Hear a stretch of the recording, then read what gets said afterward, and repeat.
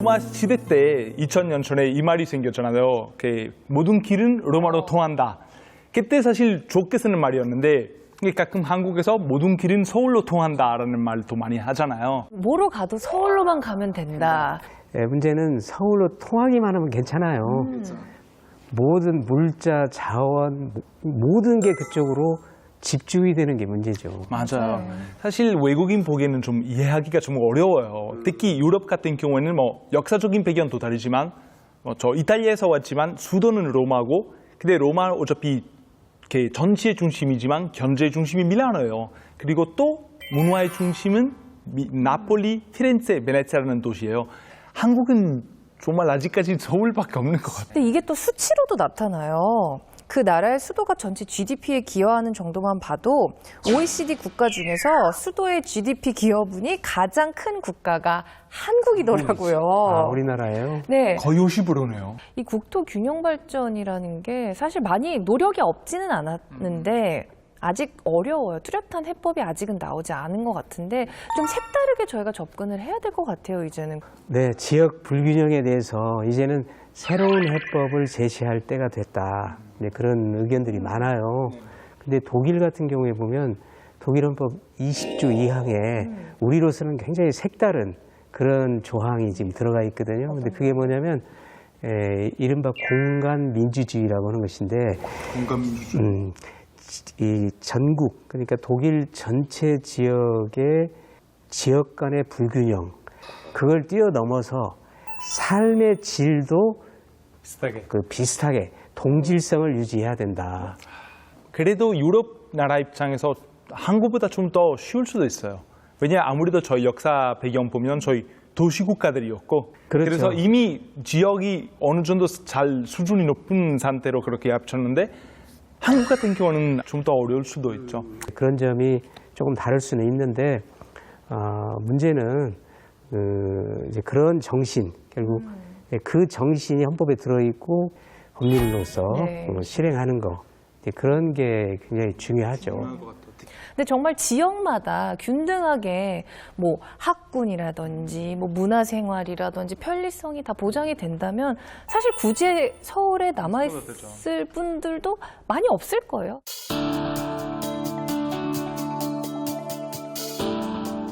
목포 VTS 남해 퀸 감도시민고 남해 퀸 공유 없이 50분 출항 예정입니다. 첫 배를 타려는 사람들의 발걸음이 남해 퀸호로 모여듭니다. 같은 시각 40년 베테랑의 정순영 선장님도 출항 준비가 한창인데요. 무전기 오픈시키고 레이더 오픈시키고 각 기관 부서에 이상이 있으면은 부자가 울리게 되어 있습니다. 알람이 화재가 발생했다든지 이상이 생기면은 빨리 보고 저희들이 조치를 해야 되기 때문에. 여객선 운항에 있어 가장 중요한 것은 다름 아닌 안전. 소방원 점검입니다. 지금 체크를 좀 하고. 승객들에게도 점검 사항을 알리면 출항 준비 끝. 서남권 해역에서는요 섬들도 많고 그다음에 이제 수역이 좁은 데가 많습니다. 일본 협수로라고 하는데요. 그런데 이쪽 지역이 또 유연한 여객선들이 많습니다. 그러다 보니까 안전 항해가 굉장히 중요한데 그런 점에서는 아무리 강조해도 지나치지 않을 것이라고 생각이 듭니다. 이제 승객들을 목적지까지 안전하게 모시기만 하면 됩니다. 최종 목적지인 관광지 홍도에는 10시 40분경 도착할 예정으로 승객 여러분을 모시게 되었습니다. 오늘 여객선이 유일한 발이 돼주는 인근 섬 주민들에게도 그리고 관광객들에게도 안전은 선택이 아닌 필수죠. 넓은 바다에 파도 칠 수 있고 바람도 불 수 있는데 그거를 다 감안하고 손님들 위해서 이렇게 안전하는 거 정말 늘 감사하게 생각하고 43년을 오갔던 눈 감고도 훤한 바닷길이지만 사실 이곳은 기후적으로나 또 지리적으로 원래 사고가 많기로 소문난 지역입니다. 게다가 바닷길이라는 게 언제 어디서 위험이 닥칠지 예측하기도 어렵다는데요. 저 해군배가 저희들 앞으로 가야 되는데 저희가 지금 좌측 추월을 하기 때문에 먼저 가는 선박이 진로를 갖다 파악을 해야 됩니다. 어디로 가야 할 것인지. 오케이, 그럼 자연 추월하겠습니다. 저희들은 불무기 상단으로 갈 예정입니다. 자연 추월에 관계없겠습니다. 정확하고 신속한 판단이 오늘도 안전을 지켜냈습니다.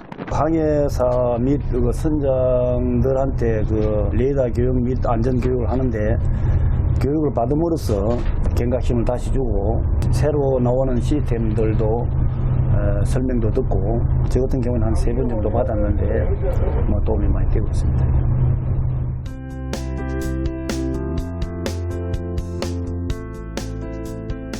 학문에는 시장 논리에 맡겨서는 안 되는 고유의 학문들이 있습니다. 또 그중에 특히 우리 해운업, 지금까지 안전은 개발, 경제에 반대되는 개념으로 많이 작용했지 않습니까? 왜냐하면 안전을 강화하다 보면 돈이 자꾸 그쪽에 소진되고 하니까. 그러나 지금 개념은 안전해야 선박이 옵니다. 또 안전해야 사람이 옵니다. 즉 안전은 바로 경제와 직결됩니다. 그래서 국립대학이 필요한 겁니다. 목포 해양대학교와 같은 지역 중심 국립대학교는 전국에 총 19곳이 있는데요. 네, 저희들은 현재 연안역에서 타고 있는 선장들입니다. 나는 한 40년 되었지. 아니, 선장님은 50년 되었다. 제가 25년, 제가 제일 젊네요.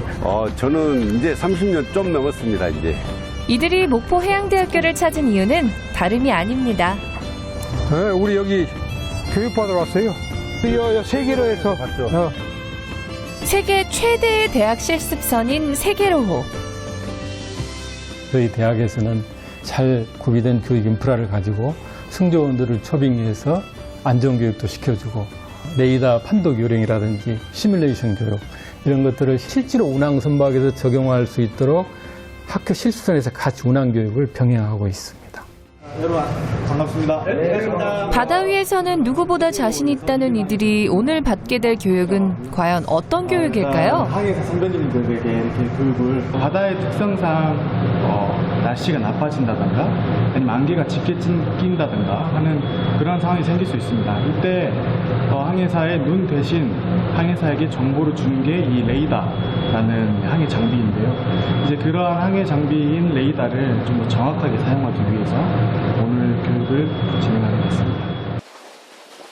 특히나 노후된 레이더의 경우에는 표면 반사나 화면에 허상이 생겨 목표를 찾기가 더 어렵다는데요.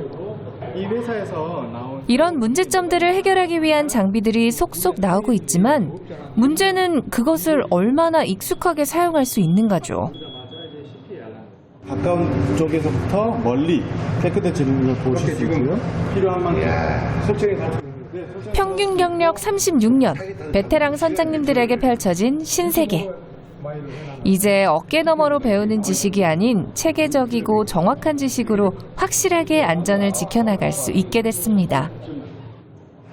나도 안이하게 생각했던 것이 여기 올 때마다 한 번씩 느끼거든요. 이런 교육들이 강제화가 돼가지고 좀 주기적으로 좀 받았으면 좋겠습니다.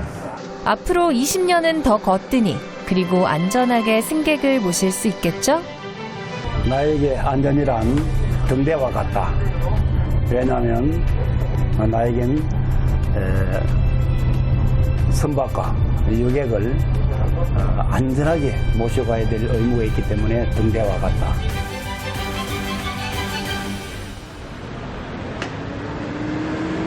소비자연맹입니다. 네. 소비자들의 권리를 지켜주는 소비자연맹의 전화기는 늘 이렇게 24시간 통화 중입니다. 수화기 너머로 간간히 들려오는 격양된 목소리, 뭔가 억울한 일이 생긴 듯한데요. 계약서 외에 혹시 또 다른 증빙할 수 있는 서류 같은 게 있으면 그 자료들을 모아서 저희한테 좀 보내주세요. 자, 회의합시다. 네. 여기까지 해서 박세윤 선생한테 휘트니스 건이에요. 지금 코로나 때문에 못 다니게 되니까 환불을 해달라는 건데 그쪽에서는 환불을 해주지 않고 위약금만 많이 물려서. 소비자가 약관에 사인을 했나요? 약정서에? 내용을 읽지 않고 한 거예요. 근데 그 약관이 소비자한테는 불리한 약관이었던 거예요. 이처럼 대전 충남 소비자연맹에 의뢰해오는 상담 건수는 연 6천 건 정도. 개인의 불만부터 기업을 상대로 한 소송까지 늘 크고 작은 소송들이 끊이질 않는 곳이기도 하죠. 법률적인 지원을 받을 일이 굉장히 많습니다. 그리고 저희가 업체들한테 그 소송을 당할 위험에 처하기도 합니다. 그래서 이제 법률 지원을 해주는 곳이 있어요. 그러면 법률적인 자문을 받아오도록 하겠습니다. 오늘도 어김없이 향하는 그곳. 소비자연맹의 법률자문처는 다름 아닌 충남대학교 법률센터입니다. 충남대학교 법률센터는 실은 1964년에 시작됐습니다. 당시에는 법적으로 무지한 분들도 많이 계셨고 법률가들도 변호사들도 굉장히 적은 시대였기 때문에 법적 어려움에 빠진 사람들이 법적 구조를 받지 못하는 힘든 시기를 보내고 있었죠. 이때 우리 충남대학교에서 지역민들을 위해서 법률 봉사 활동을 하자라고 해서 시작된 것이 저희들의 법률센터의 시발점입니다. 법률 상담은 연간 한 100건 정도 들어오고 있습니다. 환불 불가능한 약관이나 중고거래 사기 그리고 임대차 관련 아주 다양한 분야에서 상담이 들어오고 있습니다.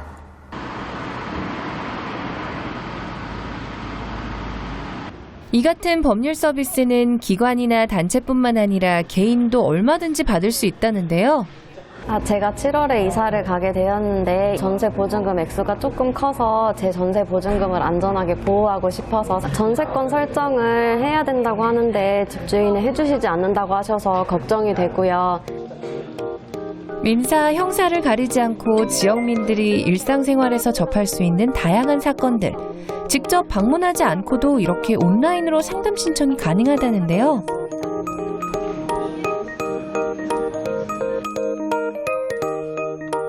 접수된 상담건은 1차적으로 충남대학교 로스쿨 학생들이 검토하게 됩니다. 주민들 입장에서도 아무래도 처음부터 바로 법률사무소로 가기는 좀 심적인 부담이 되실 텐데 대학이라는 그런 신뢰할 수 있는 인프라를 이용할 수 있다 보니까 그런 점도 주민들한테는 더 도움이 될 것 같습니다. 이렇게 완성된 법률자문서를 기다리고 있는 건 다름 아닌 전문 교수진들이죠. 보다 정확한 법률 자문을 위해 해당 법조항이나 판례 등 꼼꼼한 확인 과정을 다시 한번 거치게 되는데요.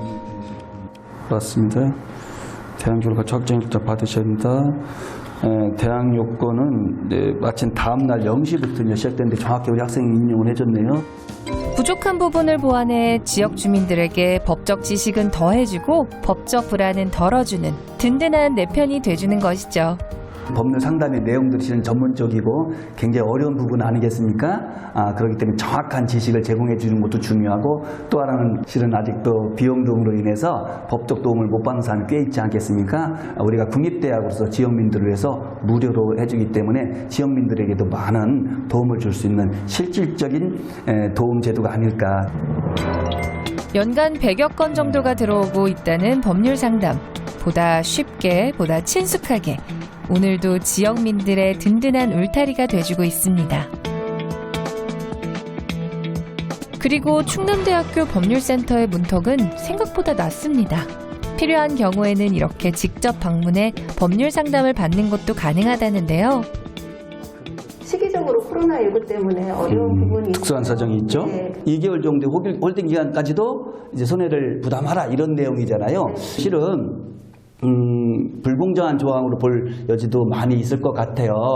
만약에 소액 사건을 가되 그것조차 더 번거롭다면 이제 금전 채권이니까 지급 명령 신청 제도를 통해서 조속히 더 해결할 수도 있고 비용도 더 많이 절감이 될 수 있겠죠. 나에게 충남대란 키다리 아저씨다. 경제적으로 어려운 소비자에게 무료 법률 자문을 받을 수 있기 때문입니다.